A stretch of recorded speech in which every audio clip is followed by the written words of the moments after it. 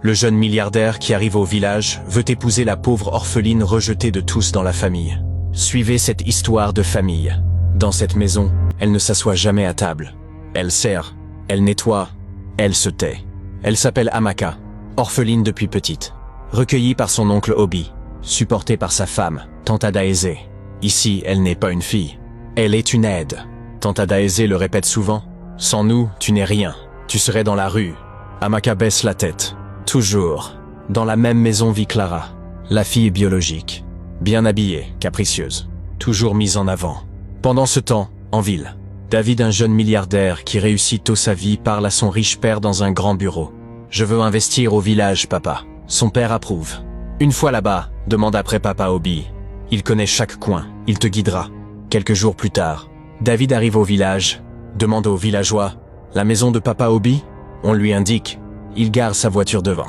Maison simple, cour ouverte. Papa Obi assis sur sa cour l'accueille et il s'assoit. Tante Adaeze observe depuis l'intérieur. Cet invité n'est pas ordinaire, ça se voit. Elle murmure vite à Clara. « Toi, va lui apporter de l'eau. Pas Amaka aujourd'hui. » Clara s'avance, sourire calculé. David prend le verre, distrait. Au même moment, Tante Adaeze crie. « Amaka, va puiser de l'eau au puits. Maintenant !» Amaka sort avec sa bassine. Tête baissée, elle traverse la cour. David lève les yeux. Il se fige. Le verre glisse de ses mains, tombe au sol. Obi s'inquiète. « Tout va bien, mon fils ?» David ne répond pas. Il regarde seulement. Amaka marche vers la sortie. Calme, silencieuse. Clara était devant lui. Il ne l'a presque pas vue. Mais cette fille-là, il ne la quitte plus des yeux. Depuis l'intérieur, Tante Adaeze observe, avec colère. Elle n'avait pas prévu ça. Et dans cette maison où Amaka n'est jamais regardée, quelqu'un vient enfin de la voir autrement. Le verre est tombé. Le silence s'installe. Papa Obi regarde David. « Tout va bien, mon fils ?» David reprend son calme. « Oui, Papa Obi, tout va bien. » Clara, humiliée par l'ignorance, serre les lèvres. Elle ne ramasse même pas le verre. Tourne le dos, rentre à l'intérieur.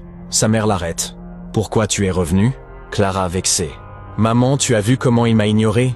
Il regardait cette villageoise d'Amaka comme si je n'existais pas. Le visage de Tante Adaeze se durcit. Dehors, David reprend place calmement. Puis demande, d'un ton posé. « Qui est cette fille ?» Papa Obi soupire. « Oh, elle ? Une sale fille que j'ai ramassée quelque part. Je l'ai prise par pitié.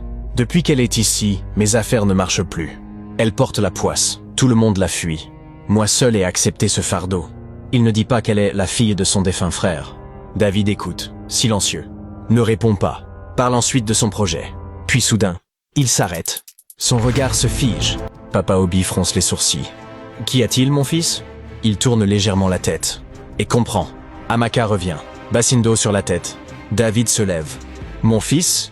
David ne répond pas. Il la fixe venir. Marche vers elle. « Papa Obi, laisse-la. Elle peut le faire seule. » Mais David est déjà devant Amaka. Il l'aide à descendre la bassine. Leurs regards se croisent. Pour la première fois, silence. Pas de sourire, pas de mots.